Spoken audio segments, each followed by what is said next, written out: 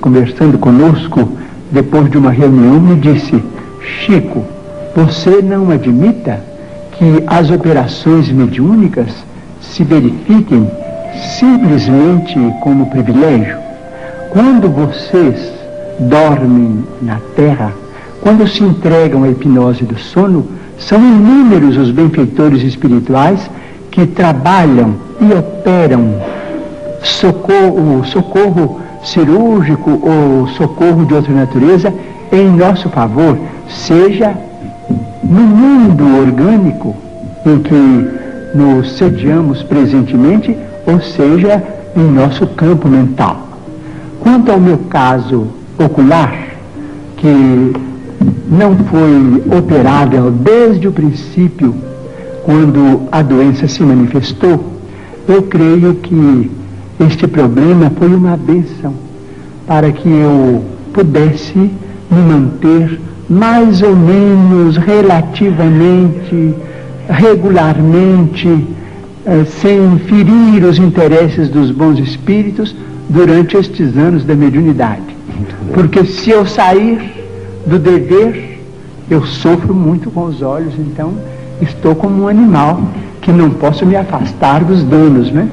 Chegou para frente, Emmanuel, a esse respeito, e ele diz que a cremação é legítima para todos aqueles que a desejem, desde que haja um período de pelo menos de 72 horas de expectação para a ocorrência em qualquer forno crematório, o que poderá se verificar com o depósito dos despojos humanos em ambiente frio, sem desejar fazer contraperguntas, porque às vezes a contrapergunta não é uma prova de consideração para quem perguntou, mas a Bíblia é o nosso livro santo, livro de todos os cristãos. Nós, os espíritas evangélicos, nos detemos no Testamento Novo para compreender a essência dos ensinamentos de nosso Senhor Jesus Cristo e daqueles que o sucederam, os apóstolos da causa evangélica. Não temos maior intimidade com o Velho Testamento, entretanto pedimos permissão ao nosso caro pastor evangélico, Sr. Manuel de Melo, para considerar que no livro de Gênesis, no capítulo 4, versículos 16 e 17, vamos encontrar uma questão muito interessante para nossos estudos em conjunto, porque nós todos somos estudantes das letras sagradas. O capítulo 4 trata, por exemplo, da união de Adão e Eva para o nascimento dos seus 3 filhos, Caim, Abel e Sete. Sabemos por esse texto, o capítulo 4 do livro de Gênesis de Moisés, que Caim exterminou Abel. Entretanto, nos versículos 16 e 17, nós encontramos uma informação muito curiosa, a informação de que Caim, em se retirando da face de Deus, se dirigiu para uma cidade ou uma terra chamada Nod, onde ele desposou aquela que foi sua esposa e teve com ela uma grande descendência. Então, estamos perguntando se determinados textos do Antigo Testamento não seriam códigos que nós precisamos estudar com mais segurança para não cairmos, por exemplo, em contradição do ponto de vista literal. Nós precisamos estudar com técnicos e pesquisadores de história, que nós os temos hoje em todas as direções.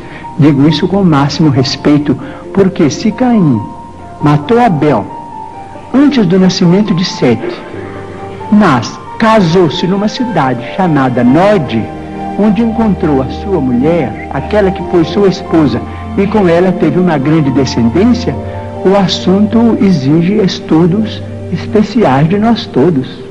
Porque, segundo a criação, no jardim edênico, a família inicial teria sido constituída pelas 4 pessoas às quais se refere o nosso caro pastor evangélico, Sr. Manuel de Melo: Adão, Eva e os 2 filhos primeiros.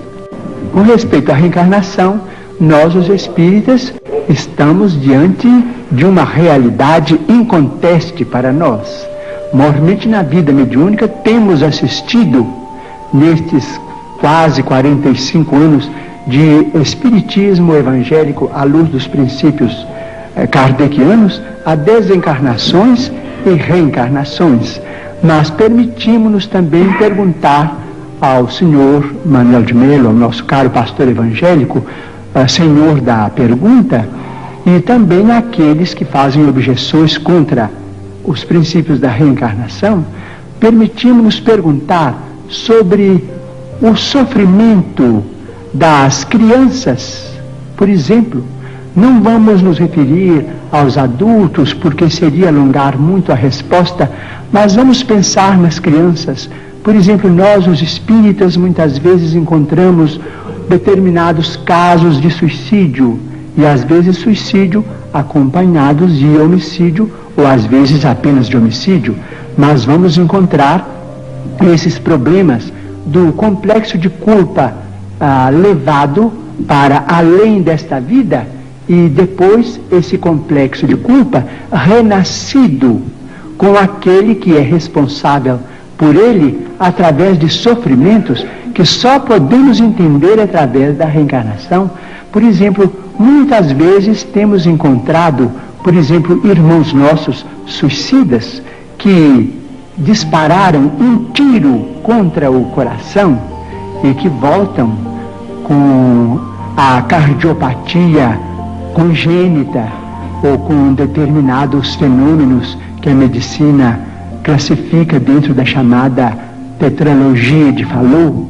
Nós vemos companheiros que quiseram morrer voluntariamente pelo enforcamento e que voltam com a paraplegia infantil, comumente chamada de enfermidade de Little.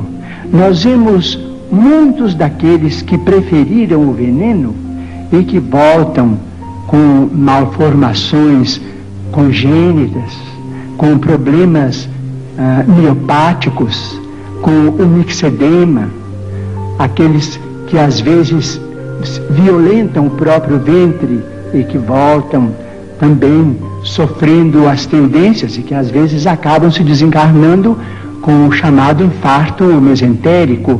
Nós vemos, por exemplo, aqueles que preferiram morrer pelo afogamento para se retirarem da vida num ato de rebeldia contra as leis de Deus. Vemos, por exemplo, aqueles que preferiram o afogamento e que voltam com o chamado enfisema pulmonar. Aqueles que dispararam tiros no próprio crânio e que voltam com tantos fenômenos dolorosos, como, por exemplo, a idiotia, a acromegalia, quando o tiro, vamos dizer, quando o projétil alcança a hipófise, porque nós estamos em nosso corpo físico subordinado ao nosso corpo espiritual. Então, principalmente nos fenômenos, os fenômenos decorrentes do suicídio por tiro no crânio são muito dolorosos, porque vemos a surdez, a cegueira, a mudez congênitas, e vemos este sofrimento em crianças incompatíveis com a misericórdia de Deus, porque nós sabemos que Deus não quer a dor. Diz Emmanuel, se Deus quisesse a dor, Ele não teria nos dado anestesia. A dor é uma criação nossa. Chegamos ao além com determinado complexo de culpa e pedimos para voltar ao corpo, trazendo as consequências de nossos próprios atos menos felizes. Então, pedimos ao senhor Manuel de Melo, nosso caro pastor, evangélico, que tem trabalhado tanto e cujo mérito nós todos reconhecemos e reverenciamos, para pensar conosco nestes problemas. E o que o número enunciado pelo casal Stig Roland Ibsen já está superado em mais de 400 comunicantes. Eles escreveram a maneira deles, mas respeito o ponto de vista do Senhor, como respeito qualquer homem de ciência que ainda não pôde aceitar, por exemplo, o realismo da mediunidade. Respeito muito, mas continuo acreditando que eles escreveram a maneira deles, porque em algumas centenas, vamos dizer mais de 3 centenas, destes 400 e tantos, hoje parece que quase 500, eu não tinha a menor ideia do que eles escreveram. A Igreja Católica, em cujo seio formei a minha fé, mas respeito profundo e que eu devo declarar de público que nunca perdi e não quero perder. Então eu digo aqui de público, eu não conheço essas obras, mas gostaria de conhecê-las em português. Mas os espíritos amigos se referem, por exemplo, a 2 personalidades do agiológio católico que deveriam ser mais conhecidas em nosso ambiente cultural. Por exemplo, na latinidade, especialmente na língua portuguesa, eu não conheço absolutamente nada. Eles se referem a Santa Brígida de Vadstena, ou Santa Brígida da Suécia, e a Santa Clara de Montefalco, na Itália, cujas biografias atestam a presença de mediunidades extraordinárias, a ponto de, diz Emmanuel, que Santa Brígida de Vadstena deixou muitas páginas, vamos dizer, do ponto de vista de autenticidade, absolutamente psicográficas. Seria muito interessante e estimaria muito conhecer a vida dessas 2 grandes figuras da Igreja Católica que eu venero tanto, porque, ao que me parece, pela palavra dos nossos amigos espirituais, foram 2 criaturas portadoras de mensagens especiais para os cristãos, e que é, vamos dizer, um instrumento que está entre este mundo e o outro mundo. É tão importante que o primeiro livro que veio para a humanidade, vamos dizer, é um livro do mundo espiritual, um livro de pedra, que foi os 10 Mandamentos. Nosso companheiro materialista dirá natureza.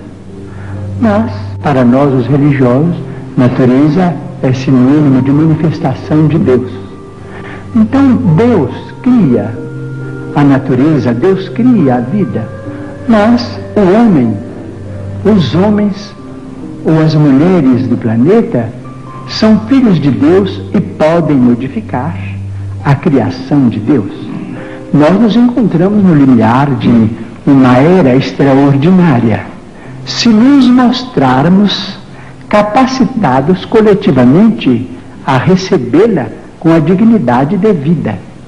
Se os países mais cultos do globo puderem suportar a pressão de seus próprios problemas, sem entrarem em choques destrutivos, como, por exemplo, guerras de extermínio, que deixarão consequências imprevisíveis para nós todos no planeta, então veremos uma era extraordinariamente maravilhosa. A própria automação, diz ele, nos está dizendo que nós vamos ser aliviados ou quase que aposentados do trabalho mais rude no trato com o planeta para a educação da nossa vida mental, através de informações e do universo com proveito enorme, proveito incalculável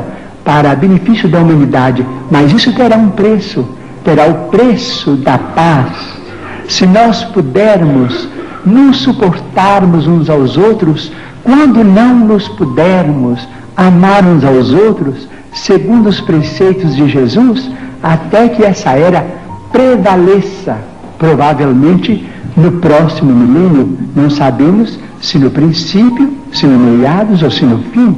O terceiro milênio nos promete maravilhas, mas se o homem, filho e herdeiro de Deus, também se mostrar digno dessas concessões, o Espiritismo nos pede paciência para esperar os processos da evolução e as realizações dos homens dignos que presidem os governos, cooperando de nossa parte tanto quanto possível para que as leis desses mesmos governos sejam executadas, de modo que, se estamos subordinados ao critério de nosso Senhor Jesus Cristo, que estabelece aquele princípio de a Deus o que é de Deus e a César o que é de César, isto é, aquilo que pertence ao mundo superior da nossa mente, as realizações com Deus, que constituem o progresso e o aprimoramento de nossa alma, e aquilo que nós devemos aos poderes constituídos no mundo,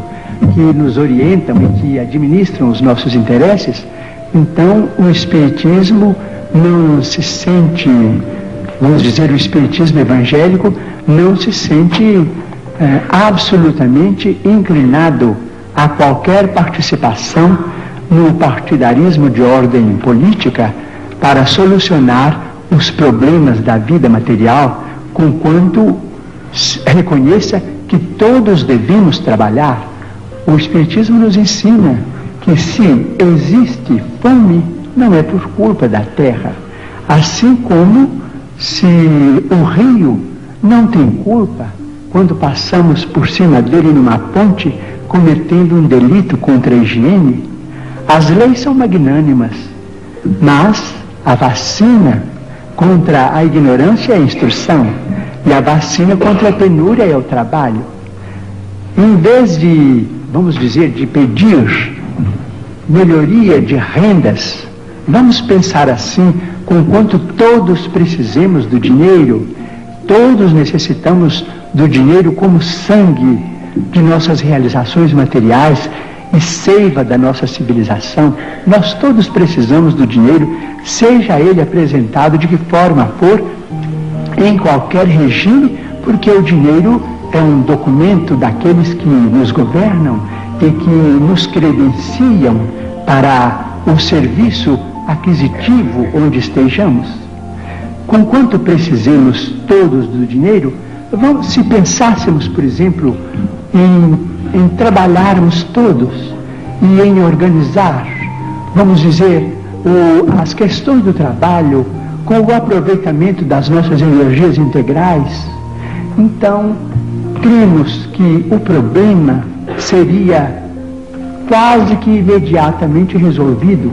Vamos dizer que na atualidade dessemos ou que venhamos a dar a liderança das empresas, a chefia das equipes, as inteligências juvenis, como vem acontecendo quase que em todos os países de vanguarda, mas sem desvalorizarmos a madureza que começa de 40, 45, 50 anos, colocando a madureza com seu discernimento a serviço da coletividade, proporcionando aos homens e às mulheres que já amadureceram na experiência física trabalho e mais trabalho, desde que eles tenham condições orgânicas compatíveis com essa necessidade, mas prestigiando a personalidade humana em sua condição de pessoa amadurecida, no trabalho remunerado, ou tão altamente remunerado quanto possível, nós resolveríamos o problema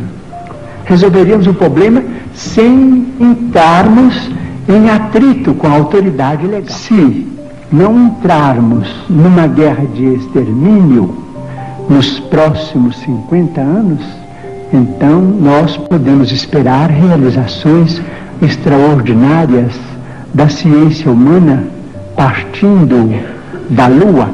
Então diz o nosso Emmanuel, que está presente, que quando Cristóvão Colombo perambulava pelas cortes europeias, pedindo socorro para descobrir um caminho mais fácil para as Índias, muita gente considerou o programa dele como absolutamente inútil para a humanidade, que aquilo era uma despesa absolutamente inócua e que iria pesar demasiadamente no orçamento de qualquer povo, até que ele conseguisse o apoio de Fernando e Isabel, então os soberanos de Castela. Mas nós hoje sabemos, depois de 5 séculos quase, mais de 4 séculos, a importância do feito. Então nós não podemos também acusar os nossos irmãos que estão se dirigindo à Lua para pesquisas que devem ser consideradas da máxima importância para o nosso progresso futuro, porque as despesas efetuadas com isso serão naturalmente compensadas talvez com a tranquilidade para uma sociedade mais pacífica na Terra, porque se não entrarmos, por exemplo, num conflito de proporções imensas, então na Lua é possível que o homem construa as cidades de vidro, as cidades estufas, onde cientistas possam estabelecer pontos de apoio para a observação da nossa galáxia. Essas cidades não são sonhos da ciência. Essas cidades, naturalmente, com muito sacrifício da humanidade terrestre, podem ser feitas e provavelmente, vamos dizer, vai se obter azoto e oxigênio e usinas, vamos dizer, de alumínio e formações de vidro e matéria plástica na própria Lua para a construção desses redutos da ciência terrestre. E provavelmente a água será fornecida pelo próprio solo lunar. Então teremos, quem sabe, a possibilidade de entrar em contato com outras comunidades da nossa galáxia. Então vamos definitivamente encerrar o período bélico na evolução dos povos terrestres, porque nós vamos compreender que fazemos parte de uma família universal, que não somos o único mundo criado por Deus. O próprio Jesus, a quem reverenciamos como nosso Senhor e Mestre, disse: há muitas moradas na casa de meu Pai.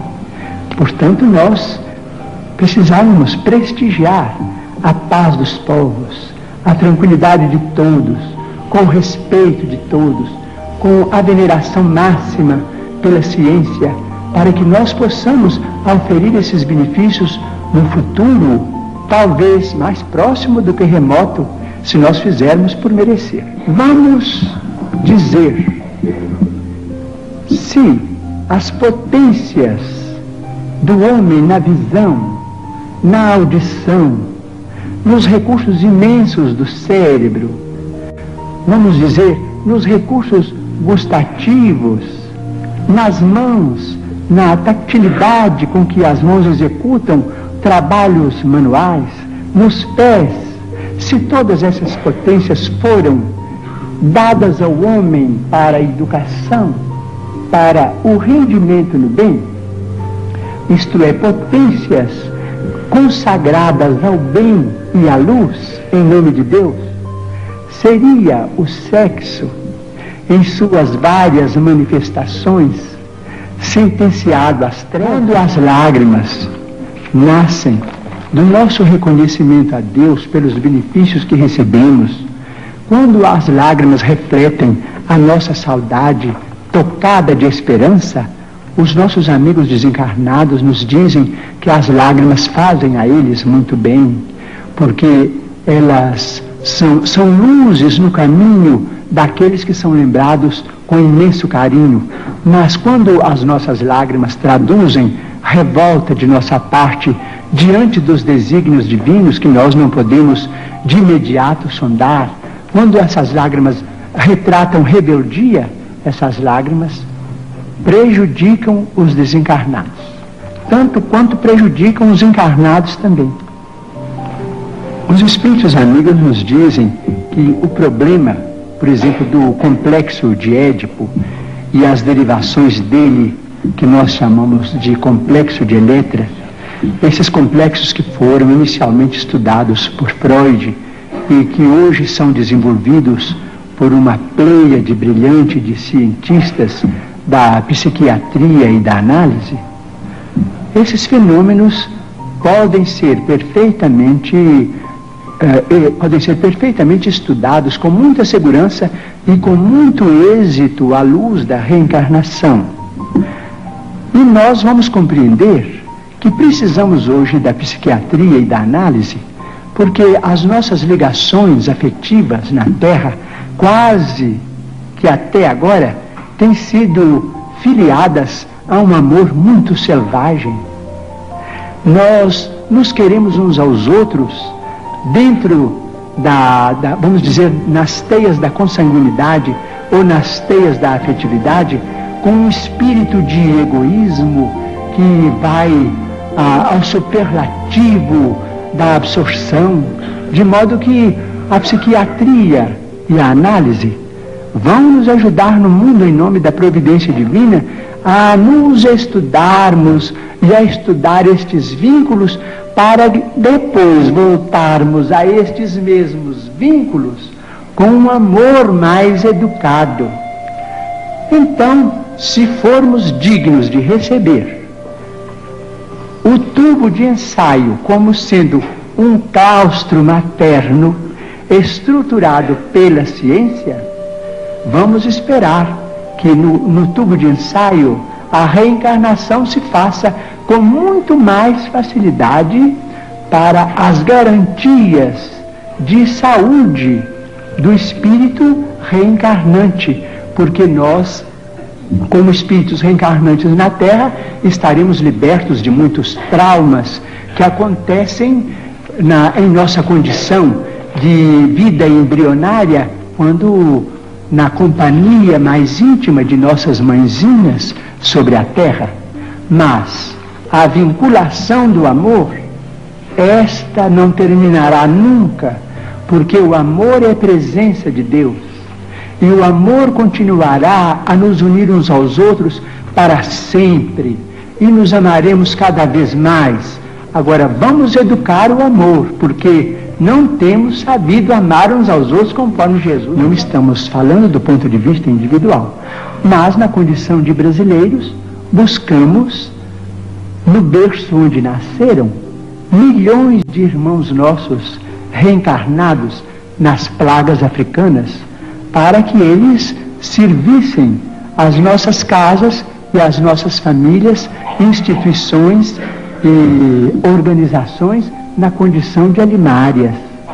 Eles se incorporaram, depois de desencarnados, às nossas famílias. Eles renasceram do nosso próprio sangue, na condição de nossos irmãos, para receberem de nossa parte uma compensação, que é a compensação chamada do amor, para que eles sejam devidamente educados ou encaminhados, tanto quanto nós pretendemos educar-nos e encaminhar-nos para o progresso.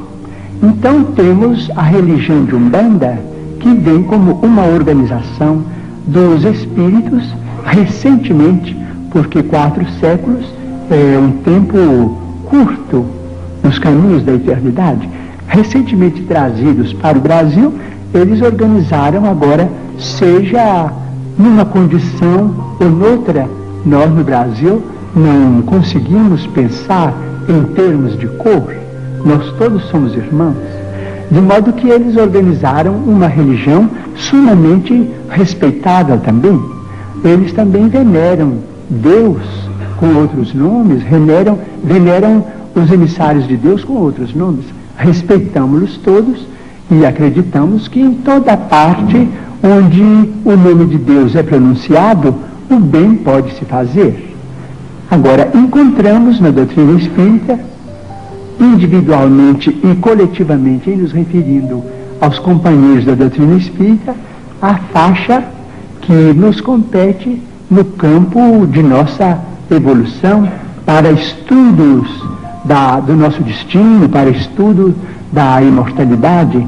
Quanto a problemas de curas, permitimos-nos lembrar uma coisa, é que às vezes nós pedimos socorro a determinadas organizações para a cura imediata de determinados impedimentos físicos. Essa cura parece, talvez, forçada por nossas exigências, porque muitas vezes os nossos irmãos, trazidos das pragas africanas, se habituaram, de certo modo, a obedecer-nos quase que cegamente. Eles se afeiçoam a nós com uma afeição, vamos dizer, terrível, do ponto de vista do egoísmo, de que nós todos, por enquanto, principalmente em se referindo a mim, somos portadores. Então, exigimos uma cura que se faz de imediato no campo físico, mas nos esquecemos de que, às vezes, a cura física é um caminho para encontrarmos mais adiante desastres morais de consequências imprevisíveis. Então, se as curas demoram no ambiente kardeciano, ou se demoram no campo da medicina, vamos respeitar o problema dessa demora, dessa dilação, porque aquilo se verifica em nosso próprio benefício. Porque muitas vezes uma doença física ou determinada provação em nossa vida doméstica nos poupa de acidentes afetivos ou acidentes materiais ou de fenômenos extremamente desagradáveis em nossa vida. Eu creio que nós podemos nascer ou renascer com as nossas tendências inferiores e naturalmente induzidos ao mal, porque nós todos não, eu digo, eu sou portador de tendências inferiores muito, vamos dizer, muito pouco recomendáveis, vamos dizer assim, mas se eu deixo essas tendências à solta, e se eu vou praticar com elas males maiores do que aqueles que eu já cometi em existências passadas, eu sou responsável, conquanto possa ser instrumento para o resgate de determinadas situações ou peça na engrenagem da história de grupos ou de coletividades com consequências agradáveis ou desagradáveis para o futuro. Individualmente nós devemos pensar que nós temos determinadas tendências, vamos dizer, tentações, mas devemos resistir às tentações. Creio que Judas poderá ter renascido com tentações muito grandes para se apropriar da autoridade política e de exigir que nosso Senhor Jesus Cristo tomasse as rédeas do poder humano. Acredito, mas creio que ele não devia ter deixado essas tendências assumirem o caráter que assumiram.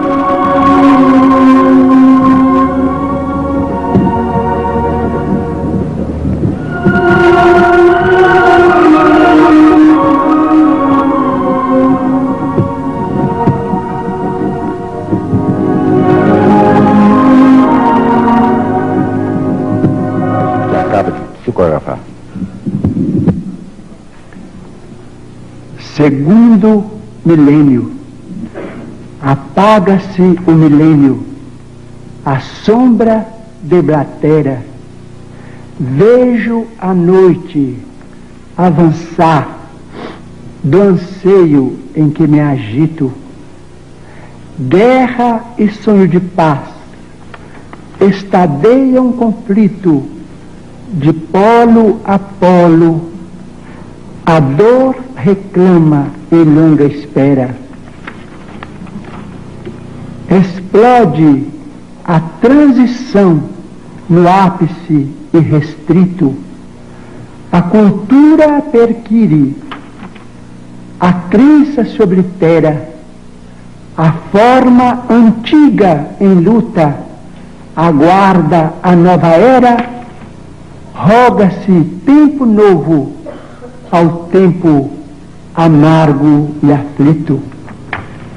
A civilização atônita, insegura, lembra um tesouro ao mar, que a treva desfigura, vagando aos turbilhões de maré desvairada.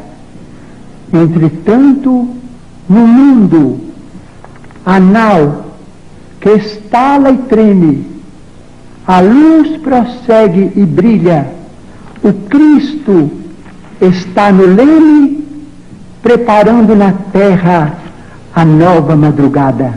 Ciro Costa.